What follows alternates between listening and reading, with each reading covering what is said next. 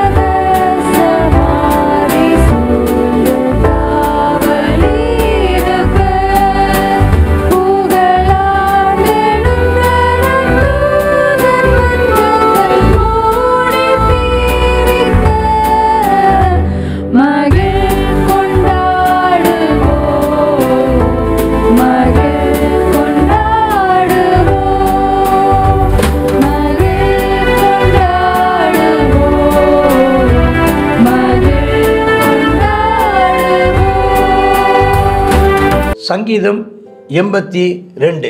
கர்த்தருடைய நாமத்திற்கு மகிமை உண்டாவதாக. நம்ம நேற்று உள்ள வசனத்தை பார்க்குறோம். நேற்று அவர் ஜெபம் பண்ணுறாரு. ஆண்டவர் சொல்கிறார், நீ வசனத்தை கீழ்ப்படிந்தால் நலமாக இருக்குன்னு. இப்போ ஆண்டவர் தன் மக்களுக்காக உதவி செய்வதற்காக எழும்புகிறார். நீங்கள் செய்ய வேண்டியதையும் சொல்கிறார். என்னென்னத்துக்கு கீழ்ப்படிய வேண்டும்? தேவ சபையில் தேவன் எழுந்தருளி இருக்கிறார். தேவன் நம் நடுவில் நியாயம் விசாரிக்கிறார். எது வரைக்கும் நீங்கள் அநியாய தீர்ப்பு செய்து துன்மார்க்கனுக்கு முகதாட்சியம் பண்ணுவீங்க? செய்கிற தப்புல ஒன்று, நீங்கள் அநேக நேரம் முகதாட்சியம் பண்ணுறீங்க. ரெண்டாவது தப்பு, ஏழைக்கும் திக்கற்ற பிள்ளைகளுக்கும் நியாயம் செய்யவில்லை. சிறுமைப்பட்டவனுக்கும் திக்கற்றவனுக்கும் நீங்கள் அநியாயம் செஞ்சீங்க. இனி நீதி செய்யுங்கள். நியாயம் செய்யுங்கள். பலவீனனையும் எளியவனையும் விடுவியுங்கள். துன்மார்க்கனின் கைக்கு பலவீனனையும் எளியவர்களையும் தப்புவியுங்கள். ஸ்தோத்திரம். நீங்கள் உணருங்கள். நீங்கள் அவரை அறிந்து கொள்ளுங்கள். அஸ்திபாரங்கள் எல்லாம் அசைகிறது. நேர்மை இல்லை, உண்மை இல்லை, ஸ்தோத்திரம், நம்பிக்கை இல்லை, மரியாதை இல்லை, தேவனுக்கு பயப்படுற பயம் இல்லை, சகோதரத்துவம் இல்லை, நீதி இல்லை. இதுதான் அஸ்திபாரங்கள். இதுதான் இந்த அஸ்திபாரம். அன்பு, நீதி, அன்பு செய்கிறது, நீதி செய்கிறது. ஆமாம். அப்புறம் தேவனுக்கு பயந்து கர்த்தருக்கு பயப்படுகிற பயம். ஆமாம், இல்லை, அதெல்லாம் அந்த அஸ்திபாரம் அசையுது. ஆனால் ஆண்டவர் சொல்கிறார், நீங்கள்லாம் தேவர்கள், நீ என்னுடைய பிள்ளைகள், நீங்கள் உன்னதமானுடைய மக்கள், நீங்கள் எனக்கு ஏற்ற அந்த அந்த மேன்மையாக நடக்க வேண்டியவர்கள். எனக்கேற்ற பரிசுத்தம் உங்களுக்குள்ளே இருக்க வேண்டும். நான் பரிசுத்தர் ஆகினால் நீங்கள் பரிசுத்தமாக இருக்கணும். அவர் நீதி செய்கிறவர் போல அவரை பின்பற்றும் நீதி செய்ய வேண்டும். நீங்கள் அவருக்கு கீழ்ப்படிய வேண்டும். நீங்கள் அவருக்கு பிரியமாக இருக்க வேண்டும். ஆனால் நீங்களோ அப்படி இல்லாமல் போனீர்களே சொல்கிறாங்க. இனி என் சுதந்திரம். நீங்கள் தான் என்னை வெளிப்படுத்த வேண்டியவங்க. நீங்கள் தான் என்னை பிரதிபலிக்க வேண்டியவங்க. நீங்கள் தான் இந்த பூமியில் என்ன அடையாளம் காட்ட வேண்டியவங்க, அறிமுகம் செய்ய வேண்டியவங்க. நீங்கள் தான், உங்களால் தான் நான் புகழப்பட வேண்டும், உங்களால் தான் நான் துதிக்கப்பட வேண்டும். அதற்குத்தான் நீங்கள் என்னுடையவர்களாக இருக்கும்படி நான் உங்களை தெரிந்து கொண்டேன். சொல்றார், நீங்கள் எனக்காக நீங்கள் கனி கொடுக்க வேண்டும். நீங்கள் இந்த ஜனங்கள் என்னுடைய ஜனங்கள், இந்த ஜனத்தை எனக்கென்று ஏற்படுத்தினேன், இவர்கள் என் துதியை சொல்லி வருவார்கள். துதி சொல்ல வேண்டிய நீங்கள், தேவனுக்கு உன்னதமானுடையதான பிள்ளைகளாக இருக்க வேண்டிய நீங்கள் துன்மார்க்க ஸ்தோத்திரம் பேலியாளின் பிள்ளைகளாய், சாத்தானின் பிள்ளைகளாய் இருக்கிறது என்ன என்று கர்த்தர் கேட்டு விசனப்படுகிறார், கோபப்படுகிறார், வருத்தப்படுகிறார். இந்த காலையில் நம்ம சொல்லுவோம், நான் நீதி செய்கிறவனாக இருக்கணும். நான் நீதியும் நியாயம் செய்கிறவனாக இருக்கணும்ப்பா. நான் ஏழை எளியவர்களை திக்கற்றவர்களை விடுவிக்கிறவனாக இருக்கணும், தப்பு வைக்கிறவனாக இருக்கணும். நான் கர்த்தருடைய வசனத்தை அறிந்து அதற்கு கீழ்ப்படிவனாக இருக்கணும்.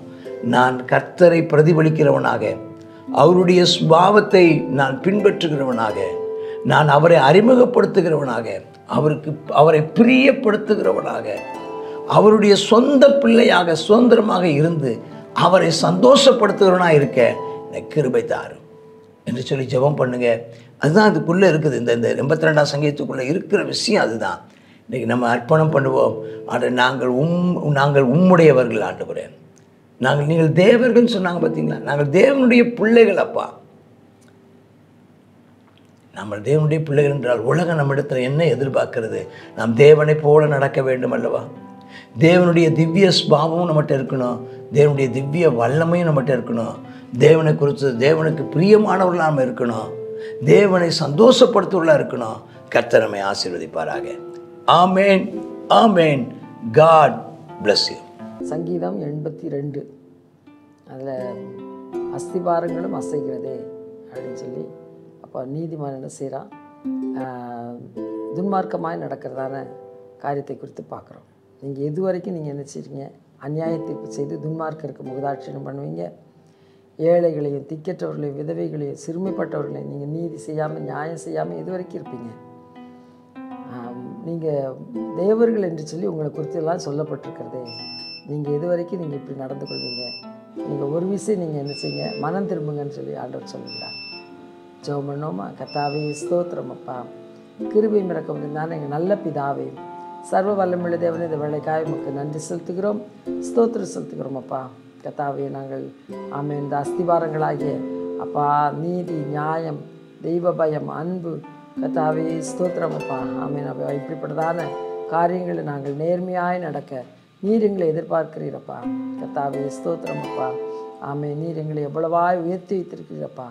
அப்பா அதற்கேற்றாற் போல் நாங்கள் நடந்து கொள்ள எங்களை ஆசீர்வதித்து வைத்திருக்கிறீர். உங்களுடைய நம்பிக்கைக்கு பாத்திரவான்களாய் நடந்து கொள்ள தேவரீர் நீர் கர்த்தாவே அப்பா இரக்கம் பாராட்ட வேண்டும் என்று சொல்லிக்கிறோம்.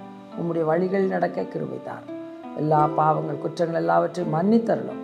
இயேசுவின் நாமத்தில் பிதாவே. ஆமென், ஆமென்.